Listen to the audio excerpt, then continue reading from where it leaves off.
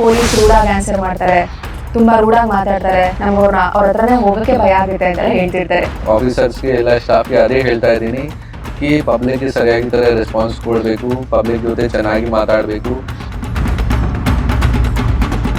So ಯಾವ್ದಾದ್ರು ಒಂದು ಕೇಸ್ನ ಹ್ಯಾಂಡಲ್ ಮಾಡಬೇಕಾದ್ರೆ ಎಲ್ಲೋ ಒಂದು ಕಡೆ ನಿಮ್ಗೆ ಒಂದು ಪೊಲಿಟಿಕಲ್ ಪ್ರೆಷರ್ ಅಂತ ಏನಾದ್ರು ಅನ್ಸಿದ್ಯಾ? It is part of the duty.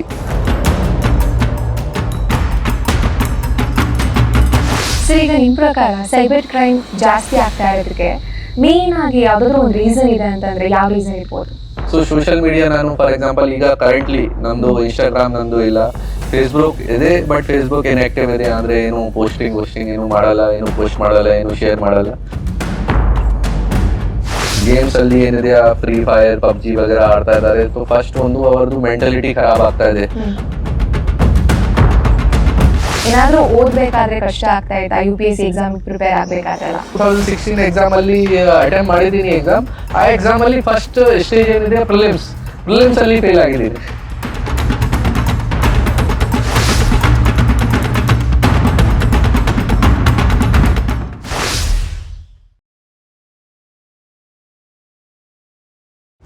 ವಿರಾಮದ ಬಳಿಕ ಮತ್ತೊಮ್ಮೆ ಡೈನಾಮಿಕ್ ಆಪ್ಗೆ ಸ್ವಾಗತ. ಸೊ ನಾವು ಆಗ್ಲೇ ಮಾತಾಡ್ತಾ ಇದ್ವಿ, ಲೈಕ್ ನೀವು ಆನ್ ದ ವೇ ಬರ್ತಾ ಎಷ್ಟೊಂದು ಕೆಲಸಗಳನ್ನ ಮಾಡ್ಕೊಂಡು ಬರ್ತೀರಾ, ಮಲ್ಟಿ ಟಾಸ್ಕಿಂಗ್ ಮಾಡ್ತಿರ್ತೀರಾ ಅಂತ. ಆ್ಯಂಡ್ ಆಲ್ಸೋ ಪಬ್ಲಿಕ್ ಒಪಿನಿಯನ್ ನಾವು ಕೇಳಿ ನೋಡಿರೋ ಪ್ರಕಾರ ತುಂಬಾ ಜನ ಹೇಳೋದೇನಂತಂದ್ರೆ ಪೊಲೀಸ್ ರೂಡಾಗಿ ಆನ್ಸರ್ ಮಾಡ್ತಾರೆ, ತುಂಬಾ ರೂಡಾಗಿ ಮಾತಾಡ್ತಾರೆ, ನಮ್ಗೆ ಅವ್ರ ಹತ್ರನೇ ಹೋಗೋಕ್ಕೆ ಭಯ ಆಗುತ್ತೆ ಅಂತ ಹೇಳ್ತಿರ್ತಾರೆ. ಯಾಕಿರ್ಬೋದು? ನೋಡಿ, ಪೊಲೀಸ್ ಡಿಪಾರ್ಟ್ಮೆಂಟ್ ಅಲ್ಲಿ ಒಂದು ವರ್ಕ್ ಲೈಫ್ ಬ್ಯಾಲೆನ್ಸ್ದು ಸ್ವಲ್ಪ ಸಮಸ್ಯೆ ಇದೆ. ಮತ್ತೆ ನಾವು ನೋಡ್ತಾ ಇದ್ದೀವಿ, ನಮ್ಮ ಸಿಬ್ಬಂದಿ ಇದ್ದಾರೆ, ನಮ್ಮ ಕೆಳಗಡೆ ಕೆಲಸ ಮಾಡ್ತಾ ಇದ್ದಾರೆ, ಎಸ್ಪೆಷಲಿ ಅವರದು ಸಮಸ್ಯೆ ಜಾಸ್ತಿ ಇದೆ ಈ ಟೈಮಲ್ಲಿ. ಡ್ಯೂಟೀಸ್ ಜಾಸ್ತಿ ಇದೆ, ರೆಗ್ಯುಲರ್ ಆಗಿ ಬಂದೋಬಸ್ತ್ ಡ್ಯೂಟೀಸ್ ಇದೆಯಾ, ಕ್ರೈಮ್ ಪ್ರಿವೆನ್ಷನ್ ಬಗ್ಗೆ ಹೋಗ್ತಾ ಇದ್ದಾರೆ, ಕ್ರೈಮ್ ಸಾಲ್ವ್ ಮಾಡೋಕ್ಕೆ ಹೋಗ್ತಾ ಇದ್ದಾರೆ, ಲೀಗಲ್ ಆ್ಯಕ್ಟಿವಿಟೀಸ್ ಕಂಟ್ರೋಲ್ ಮಾಡೋಕ್ಕೆ ಹೋಗ್ತಾ ಇದ್ದಾರೆ. ಏನಾಗುತ್ತೆ ಸುಮಾರು, ಮತ್ತೆ ಟೈಮಿಂಗ್ ಕೂಡ ಫಿಕ್ಸ್ ಇಲ್ಲ. ಏನಾದ್ರೂ ಇನ್ಸಿಡೆಂಟ್ ಆಗುತ್ತೆ, it can happen any time. ಏನಾದ್ರೂ ಆಕ್ಸಿಡೆಂಟ್ ಕೂಡ ಆಗಿದೆ, it can happen any time. ಯಾವುದು ಟೈಮ್ ಲೈನ್ ಏನು ಫಿಕ್ಸ್ ಇಲ್ಲ. ಸೊ ಏನಾಗುತ್ತೆ, ವರ್ಕ್ ಲೈಫ್ ಬ್ಯಾಲೆನ್ಸ್ಗೆ ಸ್ವಲ್ಪ ಸಮಸ್ಯೆ ಆಗುತ್ತೆ. ಆ ಕಾರಣ ಬಗ್ಗೆ ಎಷ್ಟು ಹಾರ್ಡ್ ವರ್ಕ್ ಮಾಡ್ತಾ ಇದ್ದಾರೆ. ರಿಯಲ್ ಆಗಿ ನಾನು ಪೊಲೀಸ್ ಡಿಪಾರ್ಟ್ಮೆಂಟ್ ಅಲ್ಲಿ ಈಗ ಕೆಲಸ ಮಾಡ್ತಾ ಇದ್ದೀನಿ, ನನಗೆ ಅರ್ಥ ಆಗಿದೆ. ಆಸ್ ಅ ಕಾಮನ್ ಮ್ಯಾನ್ ಕೂಡ ನಾನು ಈಗ ಯೋಚನೆ ಮಾಡ್ತಾ ಇದ್ದೀನಿ, ನನಗೆ ಅರ್ಥ ಆಗಿದೆ ಎಷ್ಟು ಹಾರ್ಡ್ ವರ್ಕ್ ಮಾಡ್ತಾ ಇದ್ದಾರೆ ಪೊಲೀಸ್ ಡಿಪಾರ್ಟ್ಮೆಂಟ್ ಅಲ್ಲಿ, ಎಷ್ಟು ಹಾರ್ಡ್ ವರ್ಕಿಂಗ್ ಡ್ಯೂಟೀಸ್ ಇದೆ. ಸ್ವಲ್ಪ ವರ್ಕ್ ಲೈಫ್ ಇಂಬ್ಯಾಲೆನ್ಸ್ ಕಾರಣ ಬಗ್ಗೆ ಸುಮಾರು ಟೈಮ್ಸ್ ಈ ಥರ ಆಗುತ್ತೆ ಕಿ ಫ್ಯಾಮಿಲಿ ಜೊತೆ ರಿಲೇಷನ್ ಖರಾಬ್ ಆಗಿದೆ, ಆಮೇಲೆ ಅವ್ರಿಗೆ ಏನಾದರೂ ಲೈಫ್ ಸ್ಟೈಲ್ ಡಿಸೀಸಸ್ ಆಗಿದೆ, ಡಯಾಬಿಟೀಸ್ ಇದೆಯಾ, ಅಥವಾ BP ಇದೆಯಾ, ಅಥವಾ ಹೈಪರ್ ಟೆನ್ಷನ್ ವಗೇರಾ ಇದೆಯಾ, ಈ ಥರದ್ದು ಸಮಸ್ಯೆ ಆಗಿದೆ. ಮತ್ತು ಈ ಥರದ್ದು ರೆಸ್ಟ್ ಸರಿಯಾಗಿ ಥರ ಆಗಲ್ಲ. ಸೊ ಸಮ್ಟೈಮ್ಸ್ ಏನಾದರೂ it is but an obviously human being ಇದೆಯಾ ಯಾರು, ಸೊ ಅವ್ರಿಗೆ ಈ ಥರ ಏನಾದರೂ ತೊಂದರೆ ಆಗಿದೆ. So sometimes there may be some ಕಂಡೀಷನ್ಸ್ಗೆ ಅವ್ರಿಗೆ ಚೆನ್ನಾಗಿ ಈ ಥರ ರೆಸ್ಪಾನ್ಸ್ ಮಾಡೋಕ್ಕೆ ಆಗಲ್ಲ.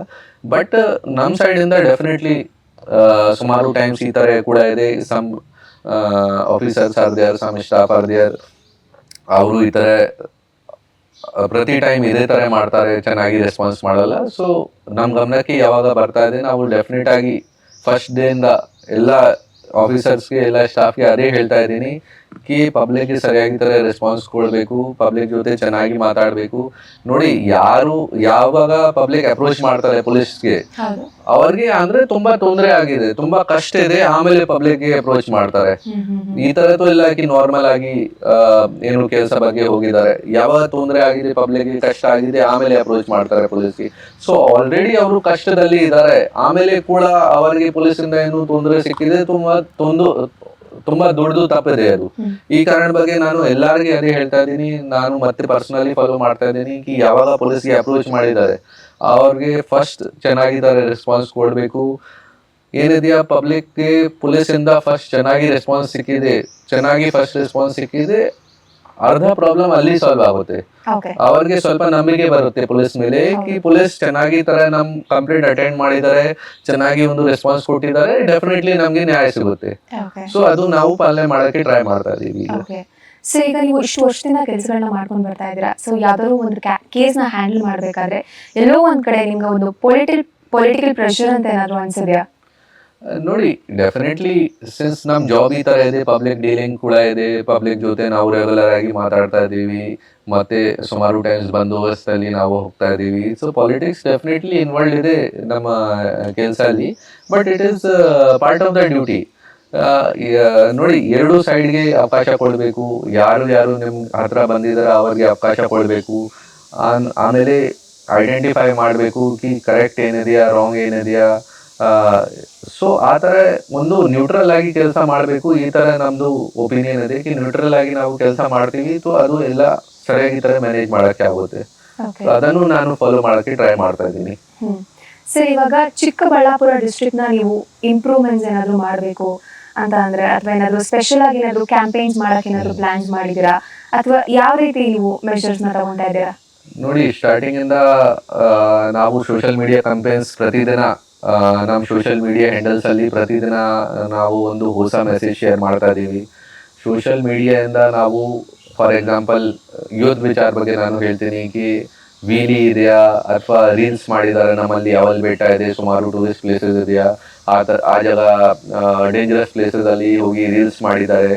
ಅದನ್ನು ಕೂಡ ನಾವು ಒಂದು ಎಕ್ಸಾಂಪಲ್ ಆಗಿ ಸೆಟ್ ಮಾಡಿ ಒಂದು ಪೊಲೀಸ್ ಸೈಡಿಂದ for example before and after ಈ ಥರದ್ದು ವಿಡಿಯೋ ಸೋಷಿಯಲ್ ಮೀಡಿಯಲ್ಲಿ ಮಾಡ್ತಾರೆ. ಆ ಥರದ್ದು ವಿಡಿಯೋಸ್ ಮಾಡಿಕೊಂಡು ಯೂತ್ಗೆ ಅಟ್ರಾಕ್ಟ್ ಮಾಡೋಕ್ಕೆ ಟ್ರೈ ಮಾಡಿದ್ದೀವಿ. ವೀಲಿ ವಗೇರದು ಏನು ವಿಡಿಯೋಸ್ ಇದೆ ಅದನ್ನು ಬಿಫೋರ್ ಆಫ್ಟರ್ ಏನು ಹೇಗೆ ಥರ ಅವರ ಮೇಲೆ ಆಗಿದೆ ಆ್ಯಕ್ಷನ್, ಆ ಥರದ್ದು ಒಂದು ಎಚ್ಚರಿಕೆ ಕೊಟ್ಟಿದ್ದೀವಿ ಯೂತ್ಗೆ ಕೂಡ. ಸೊ ಅವರಿಂದ ಕೂಡ ನಮಗೆ ಒಂದು ಅಪ್ರಿಸಿಯೇಷನ್ ಸಿಕ್ಕಿದೆ. ಆಮೇಲೆ ಒಂದು ಪಬ್ಲಿಕ್ ಬಗ್ಗೆ ಪ್ರತಿದಿನ ವಾಟ್ಸ್ಆ್ಯಪ್ ಮುಖಾಂತರ ನಮ್ಮಿಂದ ಸೋಷಿಯಲ್ ಮೀಡಿಯಾ ಮೆಸೇಜಸ್ ಶೇರ್ ಆಗ್ತಾ ಇದೆ. ಡಿಫ್ರೆಂಟ್ ಕ್ರೈಮ್ಸ್ ವಿಚಾರ ಬಗ್ಗೆ, ಫಾರ್ ಎಕ್ಸಾಂಪಲ್ ಇವತ್ತು ಫೇಕ್ ಗೋಲ್ಡ್ ಬಗ್ಗೆ ಮೆಸೇಜ್ ಶೇರ್ ಮಾಡಿದ್ದೀವಿ. ಸೊ ಅದು ನಾನು ಶೇರ್ ಮಾಡ್ತಾ ಇದ್ದೀನಿ. ಸೊ ಎಲ್ಲ ಆಫೀಸರ್ಸ್ ಸ್ಟೇಟಸ್ ಅಲ್ಲಿ ಹಾಕ್ತಾರೆ, ಅವರದ್ದು ಸೋಷಿಯಲ್ ಮೀಡಿಯಲ್ಲಿ ಶೇರ್ ಮಾಡ್ತಾರೆ. ಆಮೇಲೆ ಎಲ್ಲರ ಹತ್ರ ಈಗ ಸ್ಮಾರ್ಟ್ ಫೋನ್ಸ್ ಇದೆ. ಸೊ ನಮ್ಮ ಸಿಬ್ಬಂದಿ ಬೀಟ್ ಗ್ರೂಪ್ಸ್ ಇದೆ, ಅವ್ರದ್ದು ವಿಲೇಜ್ ಗ್ರೂಪ್ಸ್ ಇದೆ, ವಿಲೇಜ್ ಲೆವೆಲ್ ಅಲ್ಲಿ ರೀಚ್ ಆಗ್ತಾ ಇದೆ. ಮತ್ತೆ ನಾನು ನೋಟಿಸ್ ಮಾಡಿದ್ದೀನಿ ಈ ಪಬ್ಲಿಕ್ ಅದನ್ನು ಕೂಡ ಅಪ್ರಿಷಿಯೇಟ್ ಮಾಡ್ತಾ ಇದ್ದಾರೆ. ಅವರು ಹೇಳ್ತಾ ಇದ್ದಾರೆ ಕಿ ಸರ್ ನಾವು ಮೆಸೇಜಸ್ ನೋಡ್ತಾ ಇದ್ದೀವಿ, ನಮಗೆ ಕೂಡ ತುಂಬಾ ಅರಿವು ಆಗಿದೆ ಆ ಮೆಸೇಜಸ್ ಇಂದ. ಸೊ ಒಂದು ಅದು ಇದೆ. ಆಮೇಲೆ ನಾವು ಒಂದು like I discuss summer camp ಒಂದು ಸ್ಟಾರ್ಟ್ ಮಾಡಿದ್ದೀವಿ. ಅದೇ ತರ ಫಾರ್ ಎಕ್ಸಾಂಪಲ್ ನಮ್ಮಲ್ಲಿ ಇಂಜಿನಿಯರಿಂಗ್ ಕಾಲೇಜಸ್ ಇದೆ, SJCIT ಕಾಲೇಜ್ ಇದೆ, ನಮ್ಮಲ್ಲಿ ನಾಗಾರ್ಜುನ ಕಾಲೇಜ್ ಇದೆ. ಸೊ ನಾವು ಆ ಸ್ಟೂಡೆಂಟ್ಸ್ ಜೊತೆಗೆ ಕೂಡ ಇನ್ವಾಲ್ವ್ ಆಗಿ ಅವರಿಗೆ ಸ್ವಲ್ಪ ಪ್ರಾಜೆಕ್ಟ್ಸ್ ವಗೇರ ಕೊಟ್ಟಿದ್ದೀವಿ ಕಿ ಟೆಕ್ನಾಲಜಿ ಡ್ರಿವನ್ ಏನಾದರೂ ಇನಿಷಿಯೇಟಿವ್ ತಗೋಬೇಕು ನಮ್ಮ ಸೈಡಿಂದ. ಸೊ ದಟ್ ಪಬ್ಲಿಕ್ಗೋಸ್ಕರ ಕೂಡ ಏನು ಪಬ್ಲಿಕ್ ಸರ್ವಿಸ್ ಡೆಲಿವರಿಗೋಸ್ಕರ ಒಂದು ಚೆನ್ನಾಗಿ ಏನಾದರೂ ಆ್ಯಪ್ ಅಥವಾ ವೆಬ್ಸೈಟ್ ಆಗುತ್ತೆ, ಆ ವಿಚಾರ ಬಗ್ಗೆ ಕೂಡ ಕೆಲಸ ಮಾಡ್ತಾ ಇದ್ದೀವಿ. It is in progress. Okay. So ಈಗ ಅಪಾರ್ಟ್ ಫ್ರಮ್ ದಿಸ್, ಇವಾಗ ನೀವು ಇಷ್ಟೆಲ್ಲ ಮೆಷರ್ಸ್ ಎಲ್ಲ ತಗೊಂಡು ಸೋಷಿಯಲ್ ಮೀಡಿಯಾದಲ್ಲಿ ಇಷ್ಟೆಲ್ಲ ಆಕ್ಟಿವಿಟೀಸ್ ಮಾಡ್ತಿದ್ದೀನಿ ಅಂತ ಹೇಳಿದ್ರಿ. ಸೊ ಇದಕ್ಕೆ ಜನರಿಂದ ಯಾವ ರೀತಿ ಸಪೋರ್ಟ್ ಸಿಗ್ತಿದೆ? ನೋಡಿ, ರೆಗ್ಯುಲರ್ ಆಗಿ ನಾವು ಐಡೆಂಟಿಫೈ ಮಾಡ್ತಾ ಇದ್ದೀವಿ. ನಮ್ಮದು ಕೂಡ district social media monitoring cells ಇದೆ, ನಾವು ರೆಗ್ಯುಲರ್ ಆಗಿ ಮಾನಿಟರ್ ಮಾಡ್ತಾ ಇದ್ದೀವಿ. ಜನರಿಂದ ನಮಗೆ ಒಳ್ಳೇದು ಒಂದು ಸಪೋರ್ಟ್ ಸಿಗ್ತಾ ಇದೆ. ನಾನು ಕೂಡ ರೆಗ್ಯುಲರ್ ಆಗಿ ನೋಡ್ತಾ ಇದ್ದೀನಿ. ಸುಮಾರು ಜನ ನಾನು ಏನು ಸ್ಟೇಟಸ್ ವಿಚಾರ ಬಗ್ಗೆ ಮೆನ್ಷನ್ ಮಾಡಿದ್ದೀನಿ, ಪಬ್ಲಿಕ್ ಕೂಡ ಶೇರ್ ಮಾಡ್ತಾ ಇದ್ದಾರೆ ಬೇರೆ ಗ್ರೂಪ್ಸ್ ಅಲ್ಲಿ. ಮತ್ತೆ ಸುಮಾರು ಜನ ಬೇರೆ ಡಿಸ್ಟ್ರಿಕ್ಟ್ಸ್ ಇಂದ ಕೂಡ ನೋಡಿ ಫೋನ್ ಮಾಡಿದ್ದಾರೆ ಕಿ ಸರ್ ನಾವು ಮೆಸೇಜ್ ನೋಡಿದ್ದೀವಿ, ಅದು ಚೆನ್ನಾಗಿದೆ. ಸೊ ಒಳ್ಳೇದು ಒಂದು ರೆಸ್ಪಾನ್ಸ್ ಇದೆ. ಮತ್ತೆ ಪಬ್ಲಿಕ್ಗೆ ಕೂಡ ಪ್ರತಿದಿನ ಹೊಸ ವಿಚಾರ ಬಗ್ಗೆ, ಸೈಬರ್ ಕ್ರೈಮ್ ಆಗಲಿ, ಟ್ರಾಫಿಕ್ ಆಗಲಿ, ಫೈನಾನ್ಷಿಯಲ್ ಫ್ರಾಡ್ಸ್ ಆಗಲಿ, ಹೊಸ ವಿಚಾರ ಬಗ್ಗೆ ಪ್ರತಿದಿನ ಒಂದು ಅವೇರ್ನೆಸ್ ಮೆಸೇಜಸ್ ಶೇರ್ ಆಗ್ತಾ ಇದೆ. ಸೊ ಡೆಫಿನೆಟ್ಲಿ ತುಂಬಾ ಒಳ್ಳೇದು ಅವರು ರೆಸ್ಪಾನ್ಸ್ ಮಾಡ್ತಾ ಇದ್ದಾರೆ. ಮತ್ತೆ ಸಜೆಷನ್ ಕೂಡ ಮಾಡ್ತಾ ಇದ್ದಾರೆ. ರೆಗ್ಯುಲರ್ ಆಗಿ ನನಗೆ ವಾಟ್ಸಪ್ ಅಲ್ಲಿ ಮೆಸೇಜಸ್ ಬರ್ತಾ ಇದೆ. ಜನ ಹೇಳ್ತಾ ಇದ್ದಾರೆ ಕಿ ಸರ್ ಈ ವಿಚಾರ ಬಗ್ಗೆ ಕೂಡ ಮೆಸೇಜ್ ಮಾಡಿ, ಇದು ತುಂಬಾ ಜಾಸ್ತಿ ಆಗಿದೆ ನಮ್ಮಲ್ಲಿ ಸರ್ ಈ ವಿಚಾರ ಬಗ್ಗೆ. ಫಾರ್ ಎಕ್ಸಾಂಪಲ್ ಈಗ ನಮ್ಮಲ್ಲಿ ಶ್ರೀನಿವಾಸ ಸಾಗರ್ ಒಂದು ಕೆರೆ ಇದೆ. ಆ ಕೆರೆಯಲ್ಲಿ ಸುಮಾರು 1 ವರ್ಷದಿಂದ 2-3 ಟೈಮ್ಸ್ ಈ ತರ ಇನ್ಸಿಡೆಂಟ್ ಆಗಿದೆ, ಡ್ರೌನಿಂಗ್ ಇನ್ಸಿಡೆಂಟ್ಸ್ ಆಗಿದೆ. ಸೊ ನನಗೆ ಮೆಸೇಜ್ ಬಂದಿದೆ ಕಿ ಸರ್ ಈ ತರ ಜಾಸ್ತಿ ಆಗ್ತಾ ಇದೆ, ತಮ್ಮ ಸೈಡ್ ಇಂದ ಕ್ರಮ ತಗೊಳ್ಳಿ. ಮತ್ತೆ ಸೋಷಿಯಲ್ ಮೀಡಿಯಾ ಮುಖಾಂತರ ನೀವು ಹೇಗೆ ಮೆಸೇಜಸ್ ಶೇರ್ ಮಾಡ್ತಾ ಇದ್ರೆ ಒಂದು ಆ ಮೆಸೇಜ್ ಕೂಡ ಶೇರ್ ಮಾಡಿ ಕಿ ಕೆರೆ ಹತ್ರ ಅಥವಾ ಡ್ಯಾಮ್ ಹತ್ರ ಏನಾದ್ರು ಪಿಕ್ನಿಕ್ ವಗೇರಾ ಮಾಡಕ್ಕೆ ಹೋಗ್ತಾರೆ, ಈ ತರ ವಾರ್ನಿಂಗ್ ಬಗ್ಗೆ ಒಂದು ಮೆಸೇಜ್ ಹಾಕಿ ಈ ತರ. ಸೊ ಡೆಫಿನೆಟ್ಲಿ ಪಬ್ಲಿಕ್ ಕೂಡ ಈಗ ಐಡಿಯಾಸ್ ಕೊಡ್ತಾ ಇದ್ದಾರೆ ಕಿ ಸರ್ ಹೇಗೆ ತರದ್ದು ಮೆಸೇಜಸ್ ಬೇಕು ನಮಗೆ. ಓಕೆ ಸರ್, ಈಗ ನಿಮ್ಮ ಪ್ರಕಾರ ಸೈಬರ್ ಕ್ರೈಮ್ ಜಾಸ್ತಿ ಆಗ್ತಾ ಇರೋದಕ್ಕೆ ಮೇನ್ ಆಗಿ ಯಾವ್ದಾದ್ರು ಒಂದು ರೀಸನ್ ಇದೆ ಅಂತಂದ್ರೆ ಯಾವ ರೀಸನ್ ಇರ್ಬೋದು? ನೋಡಿ, ಸೈಬರ್ ಕ್ರೈಮ್ ಬೇಸಿಕ್ಲಿ ನಮ್ all over the world Covid start ಆಗಿದೆ. ಆಮೇಲೆ ಎಲ್ಲಾರು ಹತ್ರ ಸ್ಮಾರ್ಟ್ ಫೋನ್ಸ್ ಬಂದಿದೆ, ಮಕ್ಕಳ ಹತ್ರ ಕೂಡ ಈಗ ಸ್ಮಾರ್ಟ್ ಫೋನ್ಸ್ ಇದೆ. ಯಾರ್ದು ವಯಸ್ಸು ಜಾಸ್ತಿ ಆಗಿದೆ ಅವರು ಕೂಡ ಸ್ಮಾರ್ಟ್ ಫೋನ್ ಯೂಸ್ ಮಾಡ್ತಾ ಇದ್ದಾರೆ. ಮತ್ತೆ ಸ್ಮಾರ್ಟ್ ಫೋನ್ಸ್ ಇಂದ ಲೈಫ್ ಒಂದು ಈಸಿ ಆಗಿದೆ. ಅಂದ್ರೆ ಮೊದಲೇ ಬ್ಯಾಂಕ್ ಅಲ್ಲಿ ಹೋಗಿ ಲೈನ್ ಅಲ್ಲಿ ನಿಂತ್ಕೊಂಡು ವಿಡ್ರಾ ಮಾಡ್ತಾ ಇದ್ದಾರೆ, ಅಥವಾ ಏನಾದ್ರು ಬ್ಯಾಂಕ್ ಅಲ್ಲಿ ಏನೋ ಅಪ್ಡೇಟ್ ಮಾಡ್ಬೇಕು ಅದು ಮಾಡ್ತಾ ಇದ್ದಾರೆ. ಈಗ ಎಲ್ಲ ಮೊಬೈಲ್ ಅಲ್ಲಿ ಆಗ್ತದೆ. ಬಟ್ ಸಮಸ್ಯೆ ಏನಿದೆಯಾ, ಪ್ರಿಕಾಷನ್ಸ್ ಫಾಲೋ ಮಾಡ್ತಾ ಇಲ್ಲ ಜನ. ಅಂದ್ರೆ ಸೋಷಿಯಲ್ ಮೀಡಿಯಾ ಮತ್ತೆ ಇಂಟರ್ನೆಟ್ ಈ ತರ ಇದೆ ಕಿ ನೀವು ಪ್ರಿಕಾಷನ್ಸ್ ತಗೊಳ್ಳ ತೋ ಏನಾದ್ರೂ ದೊಡ್ಡದು ಸಮಸ್ಯೆ ಡೆಫಿನೆಟ್ಲಿ ಆಗುತ್ತೆ.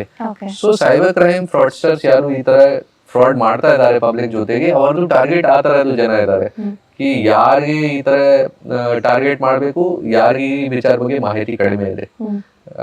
ನಾನು ನಾರ್ಮಲ್ ಆಗಿ ನೋಡಿದ್ದೀನಿ, ಡಿಜಿಟಲ್ ಅರೆಸ್ಟ್ ಇದೆಯಾ for example Ki police online arrest ಮಾಡಿದ್ದಾರೆ. ಒಂದು ಈ ತರ ಡಿಜಿಟಲ್ ಅರೆಸ್ಟ್ ಕಾನ್ಸೆಪ್ಟ್ ಸ್ಟಾರ್ಟ್ ಆಗಿದೆ. ಬಟ್ ಕಾನೂನ್ ಪ್ರಕಾರ ಡಿಜಿಟಲ್ ಅರೆಸ್ಟ್ ಯಾವ್ದು ಕಾನ್ಸೆಪ್ಟ್ ಇಲ್ಲ. ಈಗ ಮೊದಲೇ IPC ಇತ್ತು ಜುಲೈ 24 ಹಿಂದೆ. ಈಗ BNS ಇದೆ, ಭಾರತೀಯ ನ್ಯಾಯ ಸಂಹಿತಾ ಇದೆ, BNSS ಇದೆ. ಆ ಲಾಸ್ ಪ್ರಕಾರ, ಕಾನೂನ್ ಪ್ರಕಾರ ಯಾವ್ದು ಡಿಜಿಟಲ್ ಅರೆಸ್ಟ್ ಕಾನ್ಸೆಪ್ಟ್ ಇಲ್ಲ. ಬಟ್ ರೆಗ್ಯುಲರ್ ಆಗಿ ನೋಡ್ತಾ ಇದೀವಿ ನಾವು, ಈ ತರದ್ದು ಕೇಸಸ್ ಬರ್ತಾ ಇದೆ ಕಿ ರಿಟೈರ್ಡ್ ಪರ್ಸನ್ಸ್ಗೆ ಫಾರ್ ಎಕ್ಸಾಂಪಲ್ ರಿಟೈರ್ಮೆಂಟ್ ಆಗಿದೆ, ಆಮೇಲೆ ಸುಮಾರು ಟೈಮ್ಸ್ ಪೆನ್ಷನ್ ಇದೆಯಾ, ಗ್ರಾಚ್ಯುಟಿ ಇದೆಯಾ, ಅವ್ರಿಗೆ ದುಡ್ಡು ಸಿಗುತ್ತೆ ಗವರ್ಮೆಂಟ್ ಇಂದ. ಗವರ್ಮೆಂಟ್ ಎಂಪ್ಲಾಯೀಸ್ ಕೂಡ ನಾವು ನೋಡಿದೀವಿ, ಅವ್ರಿಗೆ ಟಾರ್ಗೆಟ್ ಮಾಡಿ ಡಿಜಿಟಲ್ ಅರೆಸ್ಟ್ ಮಾಡಿ ಒಂದು ವಾರ ಈ ತರ ಅವ್ರಿಗೆ ಡಿಜಿಟಲ್ ಅರೆಸ್ಟ್ ಮಾಡಿ ಅವರಿಂದ ಫುಲ್ ವಿಡ್ರಾ ಮಾಡಿದ್ದಾರೆ ದುಡ್ಡು. ಈ ತರದ್ದು ಕೇಸಸ್ ಕೂಡ ಆಗಿದೆ.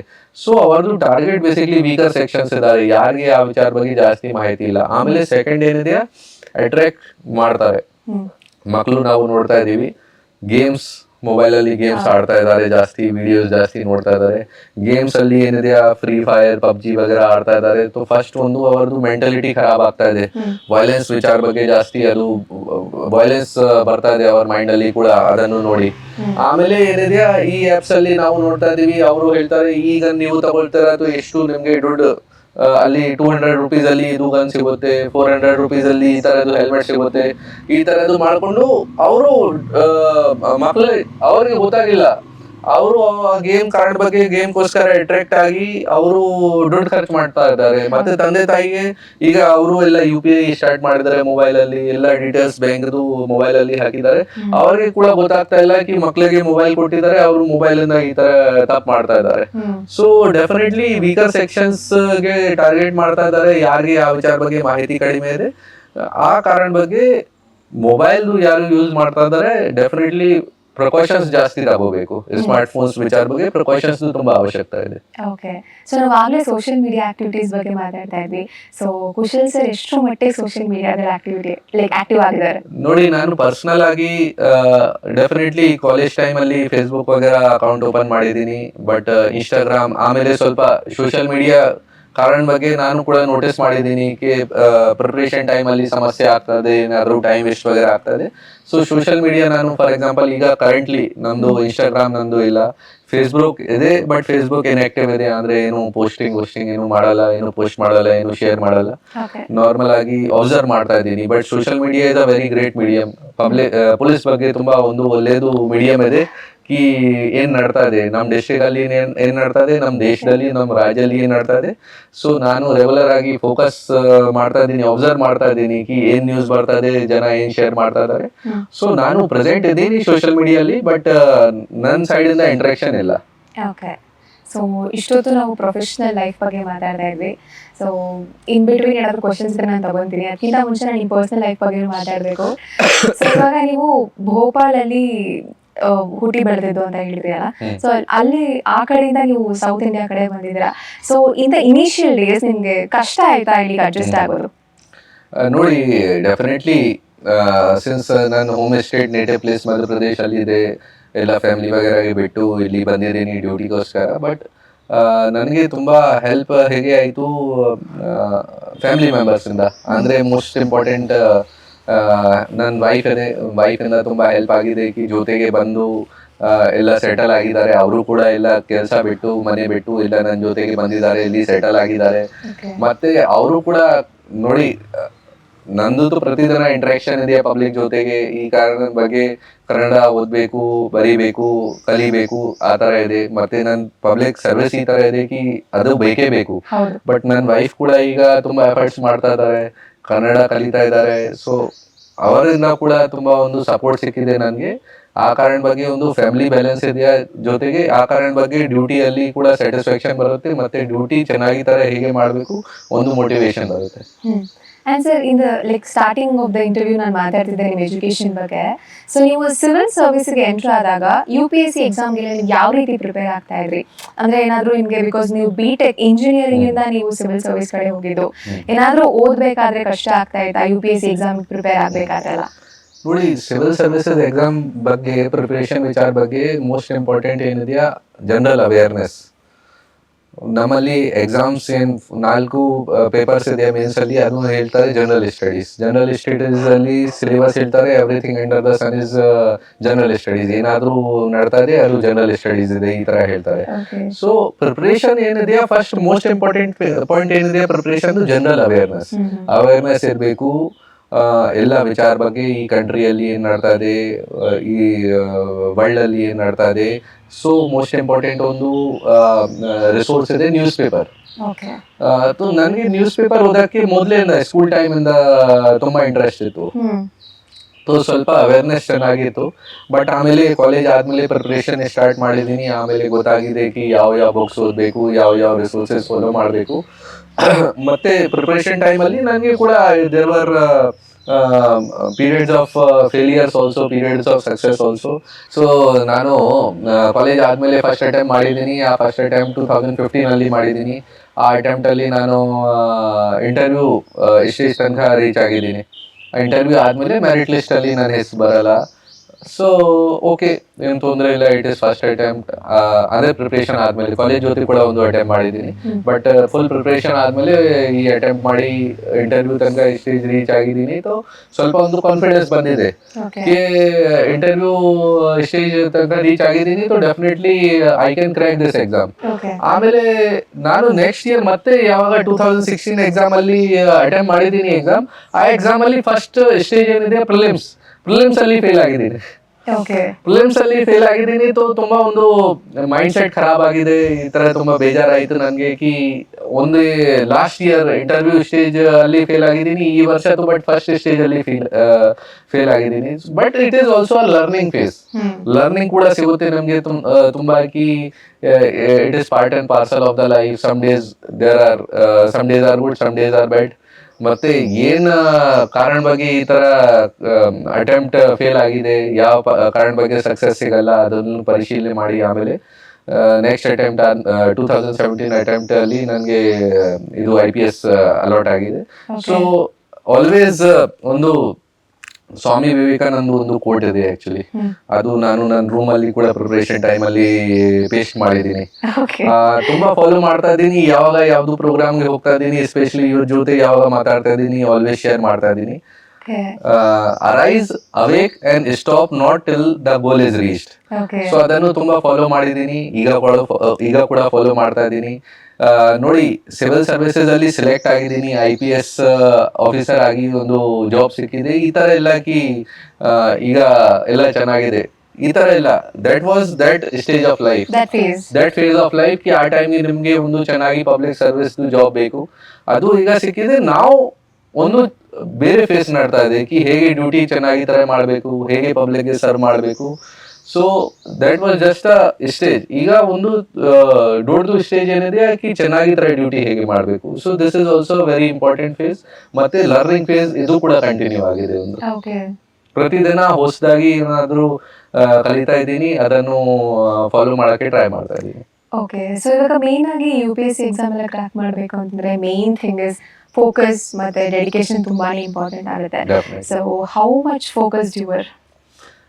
ನೋಡಿ, ಫೋಕಸ್ ಡೆಫಿನೆಟ್ಲಿ ತುಂಬಾ ಇಂಪಾರ್ಟೆಂಟ್ ಇದೆ. ಈ ಎಕ್ಸಾಮ್ ಅಲ್ಲಿ ಇದು ಎಷ್ಟು ಎಕ್ಸಾಮ್ ಹೇಗೆ ತರ ಇದೆ, ತುಂಬಾ ಅನ್ಪ್ರಿಡಿಕ್ಟೇಬಲ್ ಇದೆ. ಫಾರ್ ಎಕ್ಸಾಂಪಲ್, ನಾನು ಡಿಸ್ಕಸ್ ಮಾಡಿದ್ದೀನಿ ಆಕ್ಚುಲಿ ಇನ್ನೊಂದು ಪಾಯಿಂಟ್ ನಾನು ಡಿಸ್ಕಸ್ ಮಾಡ್ತೀನಿ. 2017 ಅಲ್ಲಿ ಫುಲ್ ಸೆಲೆಕ್ಷನ್ ಆಯ್ತು, ಅಂದ್ರೆ ಮೆರಿಟ್ ಲಿಸ್ಟ್ ಅಲ್ಲಿ ಬಂದು IPS ಸಿಕ್ಕಿದೆ. ಆಮೇಲೆ ನೆಕ್ಸ್ಟ್ ಇಯರ್ 2018 ಎಕ್ಸಾಮ್, ಸಿನ್ಸ್ ಏನಿದೆ ಎಕ್ಸಾಮ್ದು ಟೈಮ್ ಪೀರಿಯಡ್ ಈ ತರ ಇದೆ ಒಂದು ವರ್ಷ ಆದ್ಮೇಲೆ ರಿಸಲ್ಟ್ ಬರುತ್ತೆ. ಬೈ ದಟ್ ಟೈಮ್ ನೆಕ್ಸ್ಟ್ ಇಯರ್ದು ಎಕ್ಸಾಮ್ ಸ್ಟಾರ್ಟ್ ಆಗುತ್ತೆ. ಸೊ ನಾನು ನೆಕ್ಸ್ಟ್ ಇಯರ್ ಎಕ್ಸಾಮ್ ಬಗ್ಗೆ ಕೂಡ ಪ್ರಿಪರೇಷನ್ ಮಾಡಿದ್ದೀನಿ.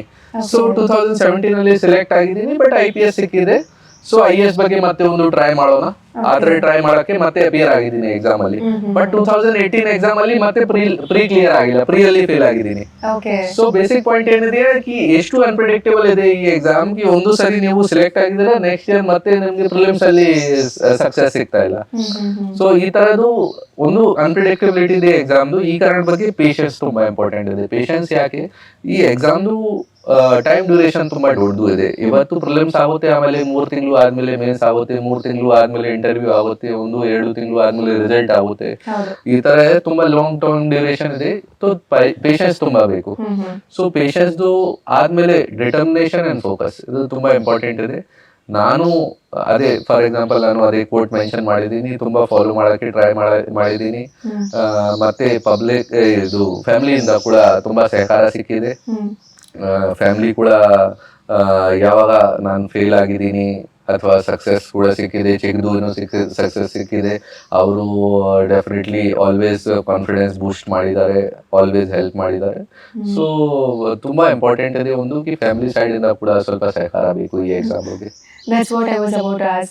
ಸೊ ಯಾಕಂತಂದ್ರೆ ಈ ತರ ಒಂದು ಸಂದರ್ಭಗಳಲ್ಲಿ ಫ್ಯಾಮಿಲಿ ಸಪೋರ್ಟ್ ಅನ್ನೋದು ತುಂಬಾ ಇಂಪಾರ್ಟೆಂಟ್ ಆಗುತ್ತೆ. ಯಾಕಂದ್ರೆ ನಾವು ಸೋತಾಗ ಗೆದ್ದಾಗ ಎರಡು ಫೇಸ್ ಅಲ್ಲೂ ಕೂಡ ಫ್ಯಾಮಿಲಿ ಅನ್ನೋದು ತುಂಬಾ ಇಂಪಾರ್ಟೆಂಟ್. ಸೊ ಈ ತರ ವಿಷಯದಲ್ಲಿ ನಿಮ್ಮ ಫ್ಯಾಮಿಲಿ ಎಷ್ಟು ಮಟ್ಟಿಗೆ ಸಪೋರ್ಟ್ ಮಾಡ್ತಾರೆ, ಅಂಡ್ ಸ್ಪೆಷಲಿ ನಿಮ್ಮ ವೈಫ್? ನೋಡಿ, ಫ್ಯಾಮಿಲಿ ನನಗೆ ಫುಲ್ ಇಂಡಿಪೆಂಡೆನ್ಸ್ ಕೊಟ್ಟಿದ್ದಾರೆ. ನಾನು ಅವ್ರಿಗೆ ಕಾಲೇಜ್ ಆದ್ಮೇಲೆ ಅವ್ರ ಜೊತೆ ಡಿಸ್ಕಸ್ ಮಾಡಿದ್ದೀನಿ, ತಂದೆ ತಾಯಿ ಅವ್ರ ಜೊತೆ, ಮತ್ತೆ ನನ್ನ ಎಲ್ಡರ್ ಬ್ರದರ್ ಇದೆ, ಅವ್ರ ಜೊತೆ ಡಿಸ್ಕಸ್ ಮಾಡಿ ಈ ತರ ಪ್ರಿಪರೇಷನ್ ಮಾಡಕ್ಕೆ ಹೋಗ್ತೀವಿ ದೆಹಲಿಗೆ. ತುಂಬಾ ಎಲ್ಲರೂ ಸ್ಟಾರ್ಟಿಂಗ್ ಇಂದ ಸಪೋರ್ಟ್ ಮಾಡಿದ್ದಾರೆ. ಯಾರು ಈ ತರ ಹೇಳಿಲ್ಲ ಕಿ ಈ ತರ ಟಫ್ ಎಕ್ಸಾಮ್ ಇದೆ, ಬೇರೆ ಯೋಚನೆ ಮಾಡಿ, ಬೇರೆ ಯಾವ್ದು ಎಕ್ಸಾಮ್ ಬಗ್ಗೆ ಟ್ರೈ ಮಾಡಿ, ಈ ತರ ಡಿಮೋಟಿವೇಟ್ ಯಾರು ಕೂಡ ಮಾಡಿಲ್ಲ. ಆಮೇಲೆ ಈಗ ನನ್ನ ವೈಫ್ ಯಾರು ಇದೆ ಅವ್ರ ಜೊತೆ ಕೂಡ ಆ ಟೈಮಿಂದ ಕಾಂಟ್ಯಾಕ್ಟ್ ಇತ್ತು. We were friends since that time. ಅವರು ಕೂಡ ತುಂಬಾ ಸಪೋರ್ಟ್ ಮಾಡಿದ್ದಾರೆ. ಸೊ ಡೆಫಿನೆಟ್ಲಿ ಇದು ನಮಗೆ ಫ್ಯಾಮಿಲಿದು ಸಪೋರ್ಟ್ ಸಿಗಲ್ಲ ಈ ಎಕ್ಸಾಮ್ ಅಲ್ಲಿ. ಸೊ ತುಂಬಾ ಕಷ್ಟ ಇದೆ. ಬಿಕಾಸ್ ನಾನು ಹೇಗೆ ಡಿಸ್ಕಸ್ ಮಾಡಿದ್ದೀನಿ, ಟೈಮ್ ಡ್ಯೂರೇಷನ್ ಎಷ್ಟು ಲಾಂಗ್ ಇದೆ, ಪೇಷನ್ಸ್ ಬೇಕು. ಪೇಷನ್ಸ್ ಅಲ್ಲಿ ನಿಮಗೆ ಫ್ಯಾಮಿಲಿಯಿಂದ ಸಹಕಾರ ಸಿಗಲ್ಲ, ತೋ ಏನೂ ಯೂಸ್ ಇಲ್ಲ. So definitely without family support ತುಂಬಾ ಟಫ್ ಇದೆ ಈ ಎಕ್ಸಾಮ್ ಕ್ರ್ಯಾಕ್ ಮಾಡಕ್ಕೆ. ಬಿಕಾಸ್ ಸಮ್ವೇರ್ ಈಗ ನಮ್ದು ಸೊಸೈಟಿ ಅಂತ ಬಂತಂದ್ರೆ, ಈಗ ಏನಾದ್ರು men specially when they say that ಈಗ ನಾನು ಈ ತರ ಸಿವಿಲ್ ಹೋಗ್ತೀನಿ ಅಥವಾ ಆರ್ಮಿಗೆ ಸೇರ್ಕೊಂತೀನಿ ಅಂದ್ರೆ, ಎಲ್ಲೋ ಒಂದ್ ಕಡೆ ಪೇರೆಂಟ್ಸ್ ಬೇಡ ಅಂತ ಹೇಳ್ಬಿಟ್ಟು ಲೈಕ್ ಅದನ್ನ ಬೇಡ ಅಂತ ಹೇಳ್ಬಿಟ್ಟು ಇದು ಮಾಡ್ಬಿಡ್ತಾರೆ. ಸೊ ಆ ತರ ಒಂದು ಸಂದರ್ಭದಲ್ಲಿ ಎಲ್ಲೋ ಒಂದ್ ಕಡೆ ಈ ತರ ಸಪೋರ್ಟಿವ್ ಪೇರೆಂಟ್ಸ್ ಸಿಗೋದು ತುಂಬಾನೇ ಕಷ್ಟ ಅಂತ ಅನ್ಸುತ್ತಾ?